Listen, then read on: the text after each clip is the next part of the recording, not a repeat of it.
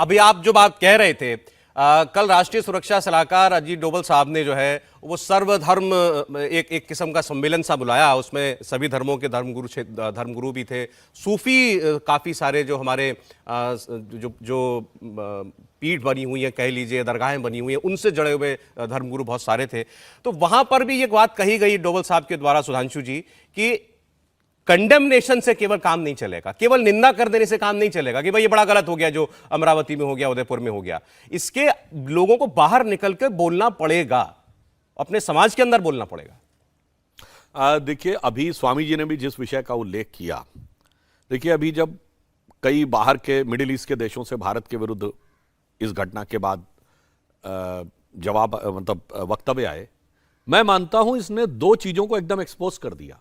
एक, कोई बड़े मुस्लिम संगठन ने, चाहे वो मिली काउंसिल हो, वो लेमा काउंसिल हो, जमाते इस्लामी हो, कोई भी हो, मुस्लिम पर्सनल लॉ बोर्ड हो, एक बार खड़े होकर नहीं कहा कि ये सब हमारा अंदरूनी मामला, इस पे कोई बाहर वाला बोलने वाला कौन होता है। तो अब इसके बाद यदि आप यह दावा करें कि साहब नहीं, ये संगठन दावा करें कि हम तो साहब भारत की राष्ट्रीयता की बात करते हैं, बाहर से कोई मतलब नहीं रखना चाहते, तो वह प्रश्न चिन्ह के घेरे में आ जाता। उससे बड़ी बात, जितने तथाकथित सेकुलर दल हैं, एक ने नहीं बोला कि ये इंटरनल मैटर है भारत का, कोई फॉरेन कंट्री कैसे बोल सकता है। इसका अर्थ यह हो गया कि सत्ता पाने के लिए वो भारत की संप्रभुता से भी किसी प्रकार का समझौता करने को तैयार है। इसीलिए मैं कहना चाहता हूं कि जो डोभाल साहब ने कहा वो इसलिए बहुत उपयुक्त है कि यह सिर्फ बोलने का विषय नहीं है। इसका मतलब आप समझिए कि मानसिकता कितनी डीप रूटेड है और उसके कोर में जाकर, यानी उसकी जड़ में जाकर उसका समाधान करने की आवश्यकता है। जैसे स्वामी जी बताते हैं कि भाई योग में आप जड़ से रोग को नष्ट करेंगे तब रोग समाधान होगा, लक्षणों का इलाज करेंगे तो समाधान नहीं होगा। यहां समस्या क्या है कि लक्षणों में भी केवल ज्यादातर राजनीतिक दल या सरकारें केवल रस्म अदायगी करके सोचती हैं बस येन केन प्रकारेण काम चलाओ।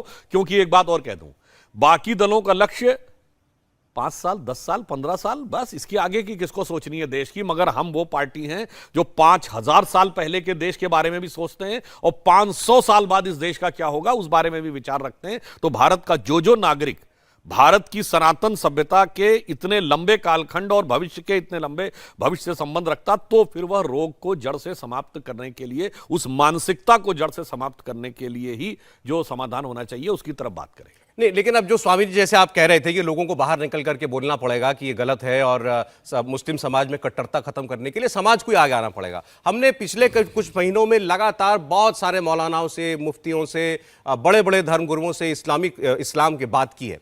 हर व्यक्ति ये कह देता है कि ये सर तन से जुदा का नारा तो बिल्कुल गलत है, गैर इस्लामी नारा है, इसकी कोई जगह नहीं है।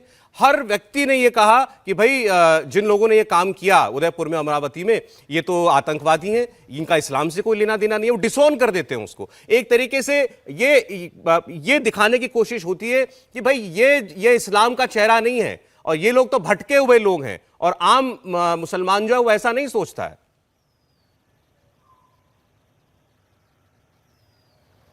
देखिए, इसमें सौरभ भाई दो बातें एक साथ कहना चाहता हूं मैं। एक तो कुछ मुसलमानों में एक गलत फहमी है कि हम संख्या में 50 से ज़्यादा देशों में उपस्थित हैं और हमारी संख्या इतने करोड़ है, इतने करोड़ है। वैसे तो हिंदुस्तान से ज़्यादा मुसलमान किसी भी मुल्क में एक मुल्क के अंदर नहीं है।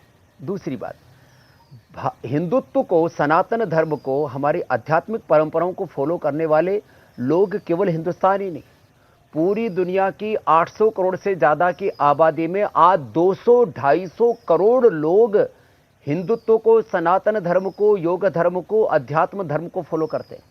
आने वाले 25-50 सालों में दुनिया के 400 से 500 करोड़ लोग सनातन धर्म को, योग धर्म को, अध्यात्म धर्म को, हिंदुत्व को फॉलो करने वाले तैयार हो जाएंगे। किस ख्वाब में है कि हम इतने देशों में हैं, इतनी हमारी संख्या है और जो है राष्ट्र और राष्ट्रीयता से कोई हमारा वास्ता नहीं है, हम तो जो इस्लामिक देशों का एक संगठन है, वो कोई भी बात होती है तो बस एक पंचायत सी इकट्ठी करते हैं। और इस्लाम का अपमान कर कौन रहा है? इस्लाम का अपमान तो आप खुद ही कर रहे हैं। जो लोग पूरी दुनिया में ये नफरत की बातें कर रहे हैं, जहर फैला रहे हैं, खून खराबा कर रहे हैं, दुनिया के नॉन मुस्लिम लोगों में सब के अंदर इन्होंने मुसलमान के प्रति नहीं, इस्लाम के प्रति लोगों ने घृणा, नफरत पैदा कर दी है। क्या करना चाहते हैं? तो एक तो संख्या बल का ख्वाब ये छोड़ दे। आने वाले 20, 25, 50 सालों में 400-500 करोड़ से ज्यादा लोग सनातन धर्म को, वेद धर्म को, हिंदुत्व को, अध्यात्म धर्म को, योग धर्म को फॉलो करने वाले। दूसरी बात, ये खाली किसी बात का हमने इसको खंडन कर दिया, बात इतनी सी नहीं है। आप किसी मुसलमान से अंदर से पूछो कि जो मैंने शुरू की 3-4 बातें बताई, वो उसका खुल करके विरोध करने के लिए तैयार नहीं होगा। आखिर ये समाज को लेके कहां जाना चाहते हैं और इस्लाम की कौन सी इमेज बनाना चाहते हैं? पूरी दुनिया में इस्लाम की बहुत गलत इमेज बन गई है और उसके लिए जिम्मेदार न हिंदुस्तान है, न हिंदू है, उसके लिए ना कोई राजनीतिक पार्टी जिम्मेदार है। मैं किसी पार्टी के प्रोटेक्शन में बात नहीं बोल, इनके ही लोग, और वो कुछ चंद सिरफिरे नहीं है, इसमें मैक्सिमम जो ताकतवर लोग हैं वो इसी तरह की सिरफिरी बातें करें, ठीक नहीं है। सुधांशु जी कुछ कहना चाह रहे हैं? मैं सिर्फ ये कहना चाहता हूं, जैसे स्वामी जी ने कहा, ये बात सही है। आज टेक्नोलॉजी उस लेवल पे पहुंच गई है कि अगर किसी समुदाय वर्ग को यह समझाया जाए कि एक लश्कर निकलेगा और उसके बाद वो पूरी दुनिया के ऊपर जाएगा, जनाब वो जमाने चले गए। आज न्यूक्लियर जमाने में अकेले अमेरिका के पास इतने एटम बम है कि 1 दर्जन बार पूरी दुनिया नष्ट की जा सकती है। एक देश बटन दबाएगा और 1 दर्जन जो है शहर दुनिया के नक्शे से मिट जाएंगे। कहां लश्कर की बात कर रहे हैं? और एक और बात कहना चाहता हूं, अभी लेटेस्ट कोरोना का दौर आया। अब कोरोना के लेके 2 थ्योरी है ना। एक थ्योरी तो यह है कि वो वुहान के वेट मार्केट से निकला, और एक थ्योरी यह है कि वो बायोलॉजिकल वेपन था। अगर माना जाए कि वो बायोलॉजिकल वेपन था, तो इसका अर्थ क्या हुआ? ज्यादा से ज्यादा कितने साइंटिस्ट रहे होंगे उसमें? 50-60? मतलब 70 से कम लोग मिलके, 50-60 लोग मिलके 7.5 बिलियन लोगों की जिंदगी खतरे में डाल सकते हैं। कहां संख्या बल की बात की जा रही भाई? ये किस मध्ययुगीन मानसिकता से समझाने का प्रयास किया जा रहा है? युद्ध के पैमाने बदल गए हैं। अभी बताइए, इजराइल और फिलिस्तीन में लड़ाई हुई, इजराइल के पास काउंटर मिसाइल सिस्टम डोम था।